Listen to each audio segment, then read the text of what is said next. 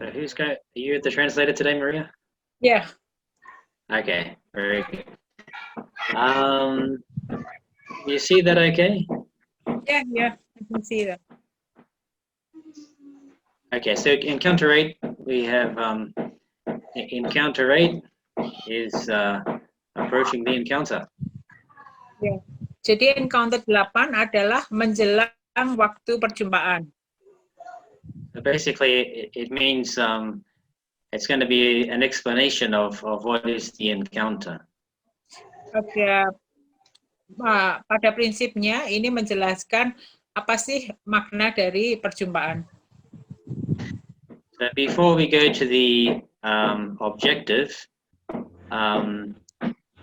we'll go and look at the colors, the color coding, so we can then go back and read the objective up above. Ya, sebelum Father menjelaskan tentang tujuan dari perjumpaan 8, kita akan pergi ke warna-warni ini yang akan menjelaskan arti dari tujuan perjumpaan 8. So basically, this whole process here is are all the pieces of the encounter. Ya, jadi semua yang di-highlight itu merupakan bagian-bagian dari encounter. So the red represents God's action. Yang merah, ya panah merah itu melambangkan aksi dari Tuhan. The green is our action. Yang hijau melambangkan aksi kita atau perbuatan kita. The blue is the encounter, the coming together of God and us.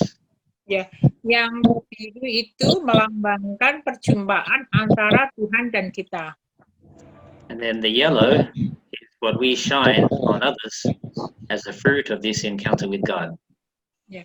Dan yang kuning itu merupakan pancaran yang merupakan hasil dari perjumpaan kita dengan Tuhan.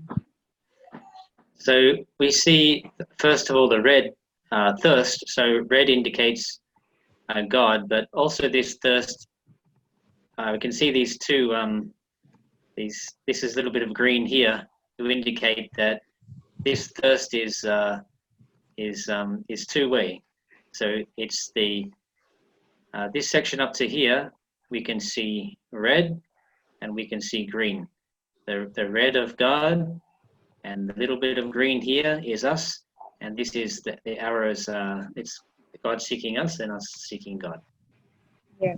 Jadi yang merah itu ya yang merupakan kehausan, ya kehausan.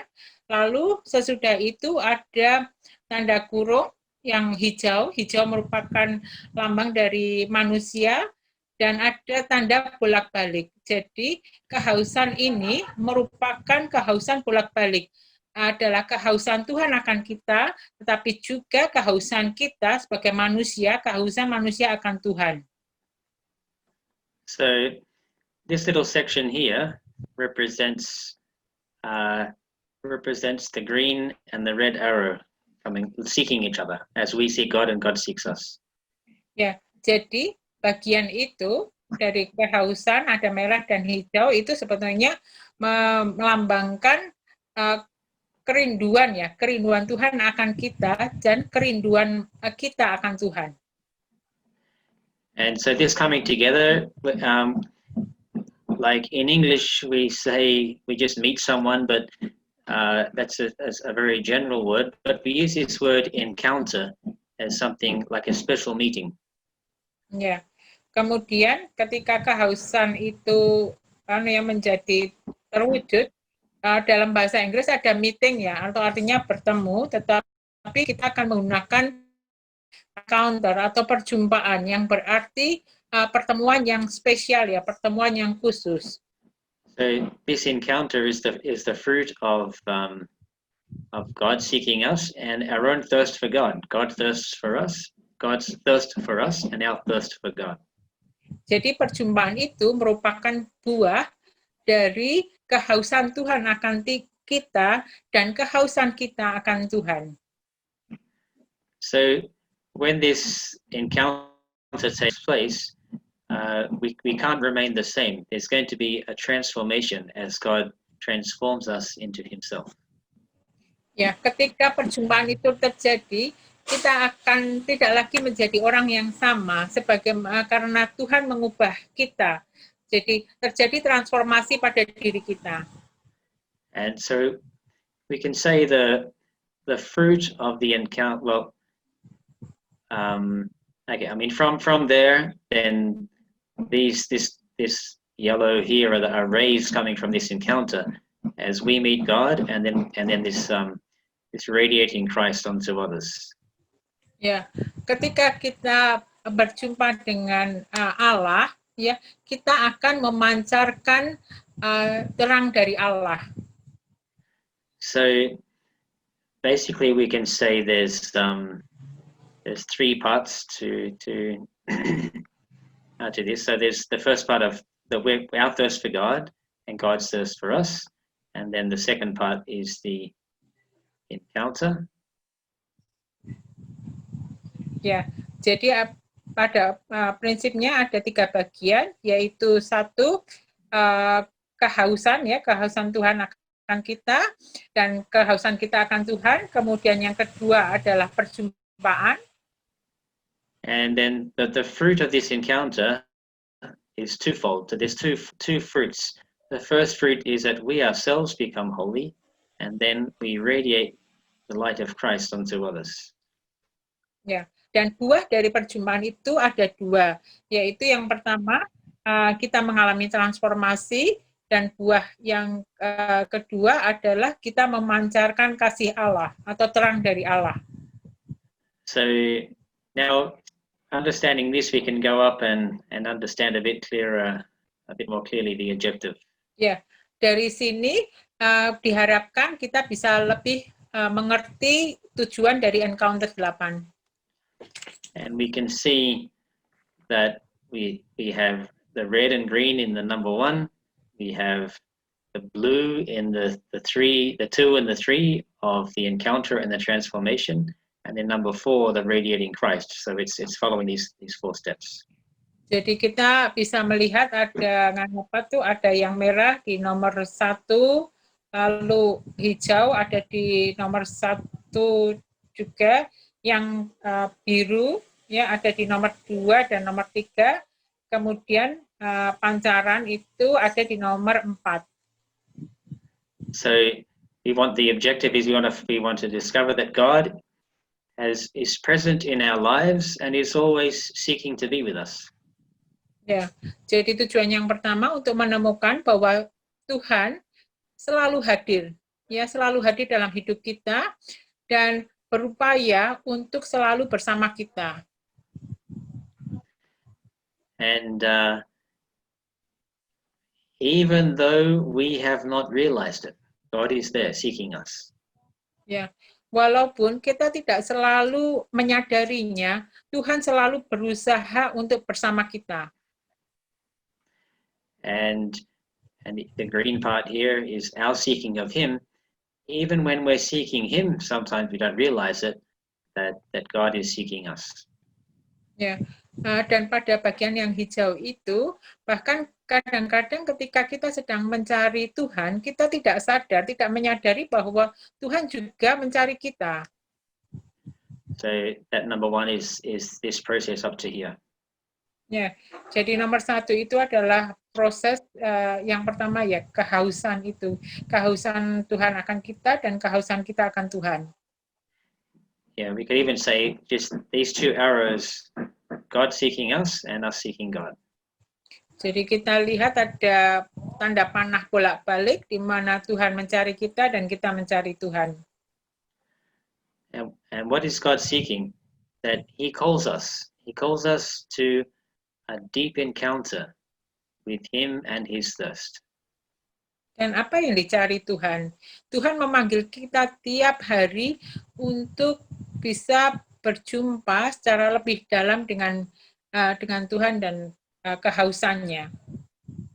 A few days ago, I was talking to some youth close by here, giving them a class, and I was telling them that many Catholics live their faith on a very superficial level. They don't really know God in a personal way. Ya, 3 hari yang lalu saya bertemu dengan pemuda-pemuda dan kita menyadari bahwa banyak orang Katolik yang imannya bersifat superficial saja, tidak dalam. So that deep encounter means this personal relationship. Jadi perjumpaan yang dalam itu artinya relasi ya, relasi yang dekat, So relasi yang bersifat pribadi. I used an example that happened to me that day. It was Tuesday. I went to a house, a Catholic house, and I saw on the wall it was hanging a dream catcher. You know those dream catchers? You see them? Hanging a what? There was. Have you seen those dream catchers? Not really.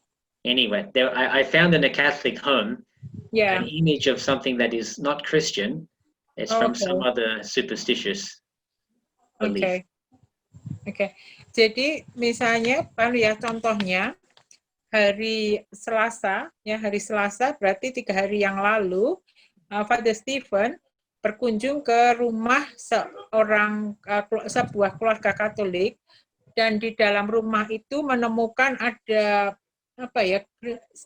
sesuatu yang kepercayaan gitu loh, bersifat kepercayaan yang sama sekali bukan merupakan tidak bertentangan dengan iman Katolik.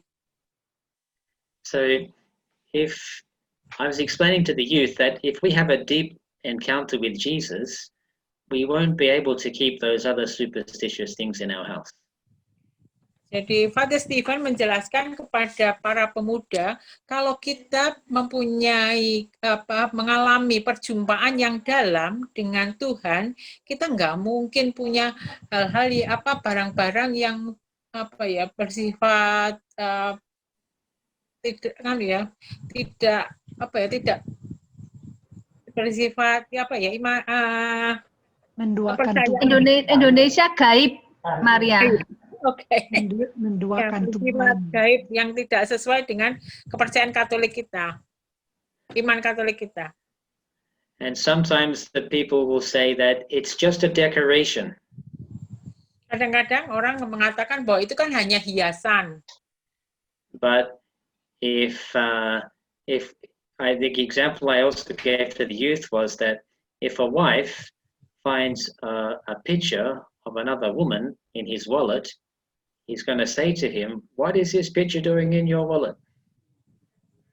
Ya, tetapi kenapa tuh saya bertanya kepada pemuda itu, misalnya ada seorang istri yang menemukan foto perempuan lain di dalam dompet suaminya dan bertanya kepada suaminya, loh mengapa ada foto ini di dalam dompetmu? And the wife and the husband might say, "Oh, it's just decoration. I just like the picture." Kemudian suami itu mengatakan, oh itu kan hanya hiasan saja, saya suka dengan foto itu. The wife is going to say, "It's not just decoration. I'm your wife. Get that picture out of there." Ya, istrinya tidak akan senang dan mengatakan bahwa oh aku tidak suka itu bukan hiasan, ayo ambil dan keluarkan ya, buang saja foto itu dari dompet suaminya. So this was an example you might remember I gave on the retreat. Ini adalah contoh yang saya berikan ketika kita dalam retret. So I'm using these examples to understand this deep encounter. We're talking about a deep personal relationship with Jesus. Jadi ini yang saya sebagai ilustrasi tentang perjumpaan yang dalam, tentang relasi pribadi dengan Yesus. Okay, so part of our objective is to understand this encounter, and also that our lives also may be transformed. Jadi tujuan dari perjumpaan ini selain untuk perjumpaan yang dalam juga supaya hidup kita akan diubah. just as Mother Teresa's life was transformed by her own encounter. Sebagaimana hidup Ibu Teresa juga diubah karena perjumpaannya sendiri. So,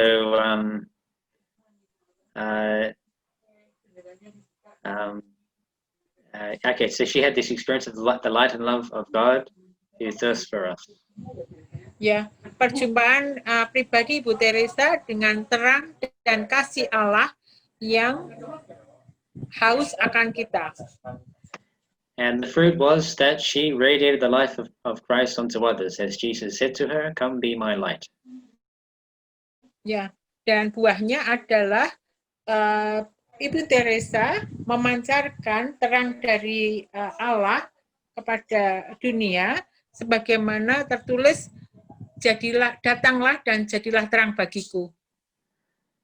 Okay, so we have a quotation here from Mother Teresa. Kita punya kutipan dari Ibu Teresa. Only one secret: the closer you come to Jesus, the better you will know his thirst. Ya, hanya satu rahasia. Makin dekat kamu kepada Yesus, makin dalam atau makin dalam kamu mengerti kehausannya. So basically, she's indicating the closer you come to Jesus is referring to this encounter. Ya, jadi kutipan atau ungkapan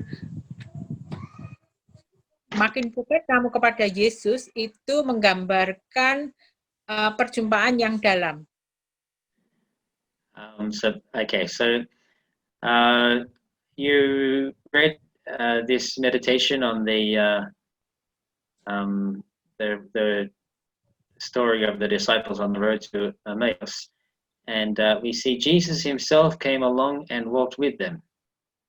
Ya, sebagaimana tadi bacaan yang sudah dibaca oleh Bu Rosa, Yesus sendiri datang dan berjalan bersama dengan para murid.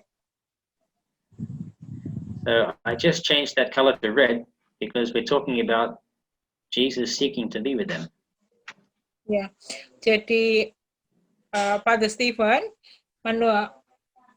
mengubah atau tulisan itu ditulis dalam dengan tinta merah karena itu menggambarkan Tuhan yang mencari kita. But they were kept from recognizing him. Ya, tetapi para murid terhalang dari mengenali Yesus. So we said up here that God is always seeking us, even though we have not always realized it. Jadi di atas ditulis bahwa sebetulnya Tuhan selalu mencari kita, walaupun kita tidak selalu menyadarinya.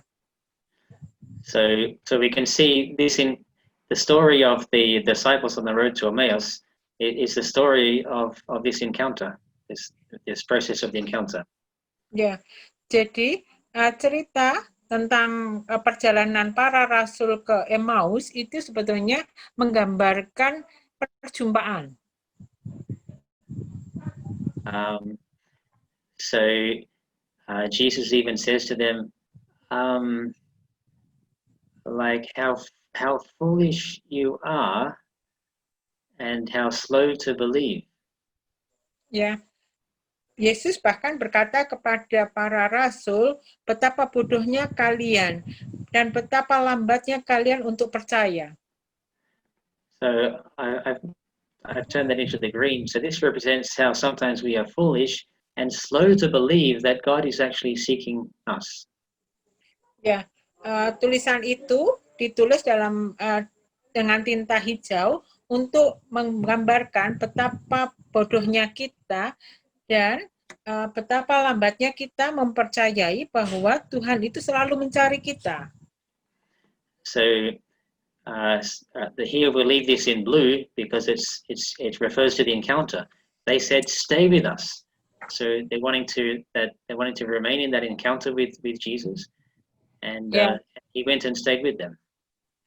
Ya, tapi itu ada tulisan yang dalam tulisan dalam tinta biru yang menunjukkan perjumpaan di mana para murid minta, para rasul minta Yesus untuk tinggal bersama mereka. At this line here, their eyes were opened and they recognized him. That's like a deeper understanding that suddenly they realized it is the Lord. Nah, kemudian ketika mata para rasul itu terbuka dan mereka mengenal Yesus, nah disitulah perjumpaan terjadi.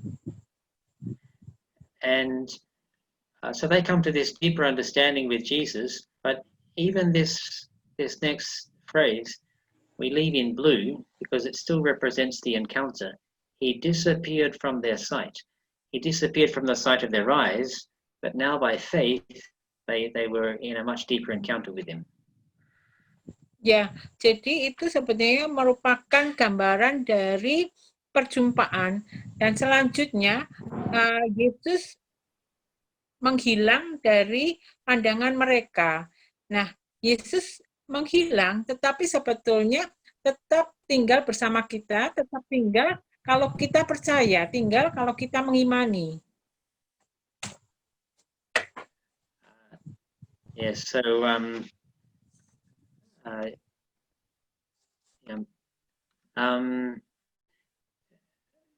made a mistake here with the quotation, so we'll leave that as is. Okay, so reflect on the text. We see we want to recognize that Jesus has always been with us. This is something so central to Mother Teresa's message, that the thirst of God is always seeking us. Jadi, refleksi dari bacaan itu adalah bahwa supaya kita selalu menyadari bahwa Yesus itu selalu beserta kita. Yesus selalu mencari kita. And we don't always recognize his presence, and we even stop and get discouraged. Kita tidak selalu mengenali, kita tidak selalu menyadari kehadiran Yesus. Kadang-kadang kita berhenti dan kelihatan patah semangat. And this hardness of heart and lack of faith prevents us from recognizing Jesus. Dan kekerasan hati kita dan kurangnya iman kita mencegah kita dari mengenali kehadiran Yesus dalam hidup kita. How slow your hearts are to believe. Betapa lambatnya hatimu untuk mempercayai. Like basically following the spirituality of Mother Teresa and understanding the thirst of Jesus for us, there's no place for doubting that Jesus is with me. Ya, jadi mengikuti spiritualitas Ibu Teresa, kita harus percaya. Jadi tidak ada tempat, tidak ada tempat untuk sedikit pun, keraguan sedikit pun. We remember the first talk on the retreat of God's love. God thirsts for you. Kita ingat bagian pertama dari retreat kita adalah kehausan Tuhan akan kita. So we don't want to be, we don't have hearts that are slow to believe. We must always maintain an open heart to the thirst of God. Ya, kita tidak boleh punya hati yang lambat untuk percaya.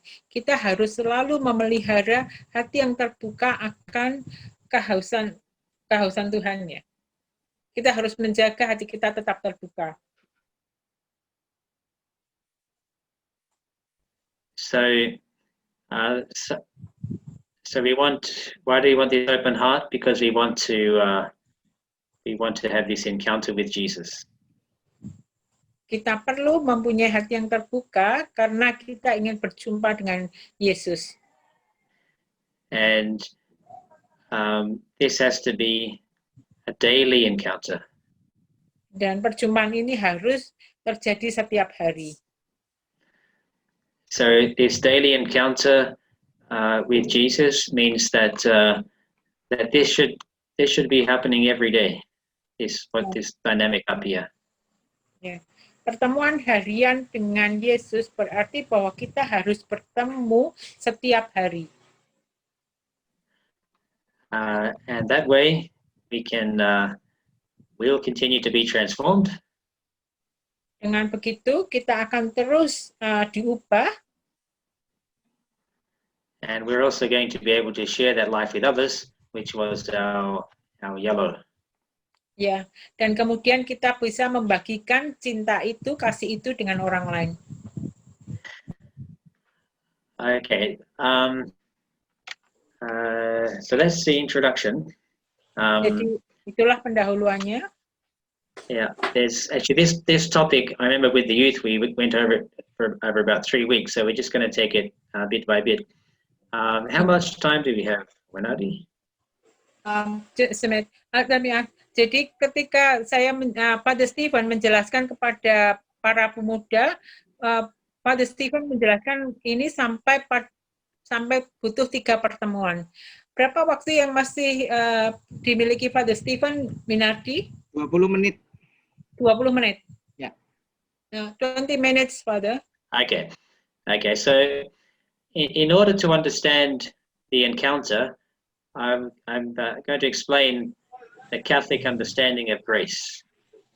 Jadi untuk mengerti perjumpaan itu, saya akan menjelaskan tentang rahmat atau grace. So grace is like well, in this they have 2 examples here. So in this example, the glass, we are the glass, and the light is God. Jadi dalam untuk menjelaskan rahmat itu, saya punya 2 contoh. Ya, di sini di sebelah kanan itu ada gelas ya, dan gelas itu ya, gelas dari kaca itu adalah kita, sedangkan terang atau cahaya itu berasal dari Tuhan. So the light is not the glass, and the glass is not the light. Jadi gelas itu bukan cahaya ya. In this example, the glass of our soul is natural, and the light of God's life is supernatural. Jadi, I'm sorry. Can you repeat, Father? Sorry. Did you catch that? No, sorry. Can you repeat Okay. it? Like in this example, the glass of our soul is natural, and the light of God's nature is supernatural. Oke. Jadi gelas itu gelasnya sendiri bersifat alami, tetapi cahayanya itu bersifat supranatural. But the glass truly participates in the light. Tetapi gelas itu benar-benar berpartisipasi, ya, ambil bagian dalam penyebaran atau memancarkan sinar. So like grace is our participation in the life and love of God. Jadi rahmat itu merupakan partisipasi kita dalam terang dan kasih Allah. And so basically remembering our diagram up above, coming in here would be the red color, God shining on us. Jadi sebetulnya ini seperti apa yang digambarkan di atas, yaitu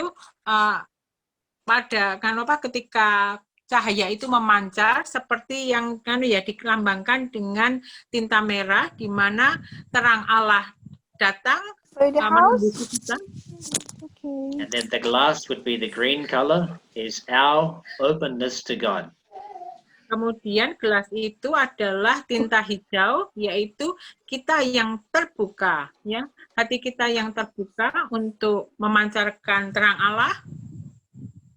And the light in the glass, where they join, only where they join is the blue color of the encounter.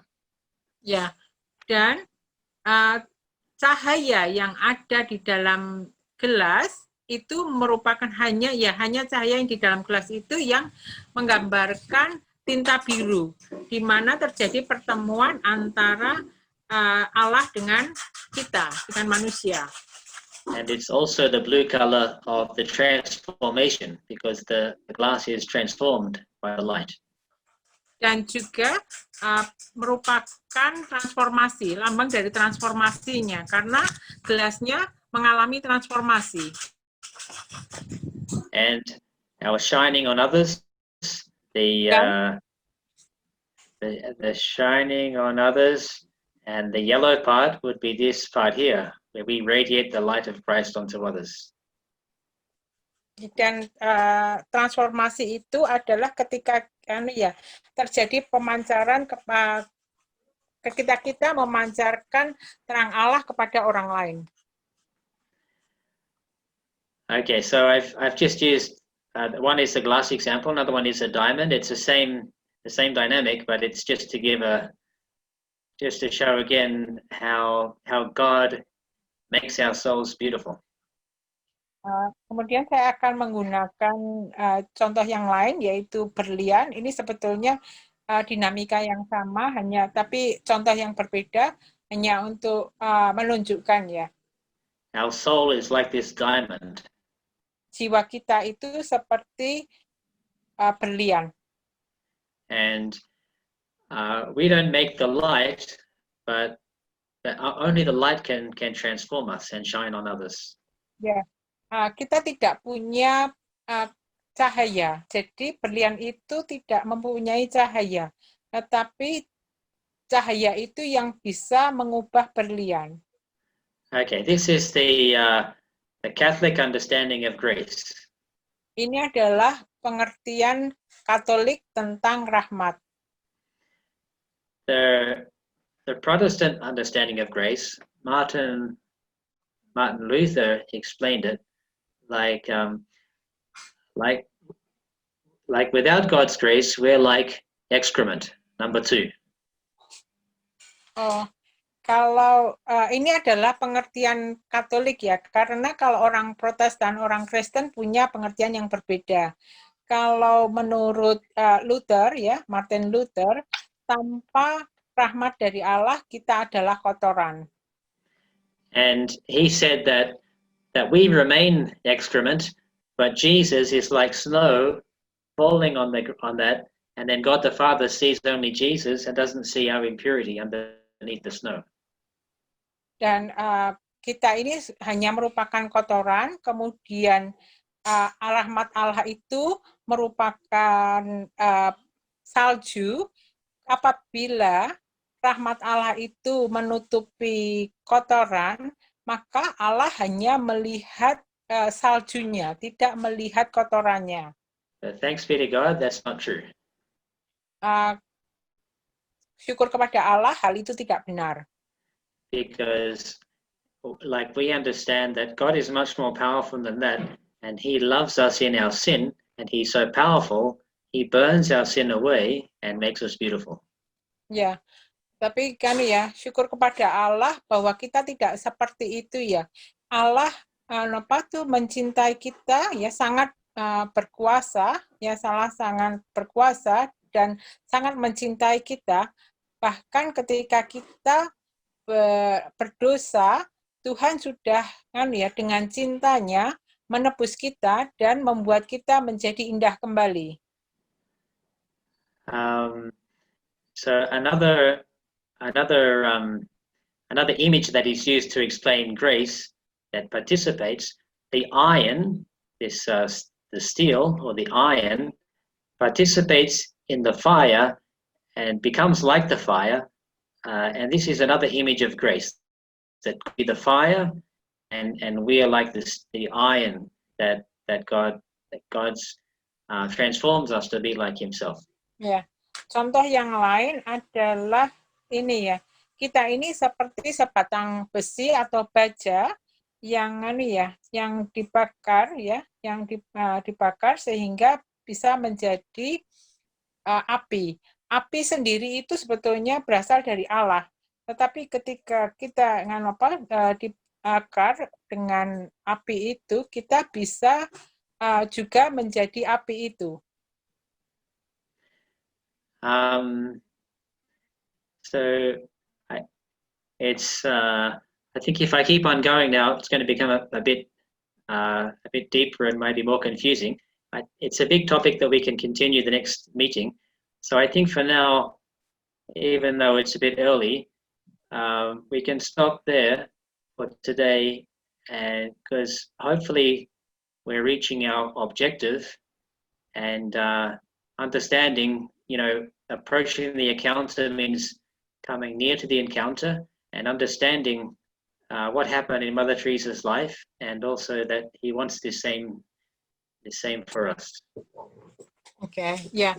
Jadi Father Stephen akan berhenti di sini karena kalau diteruskan akan malah membingungkan.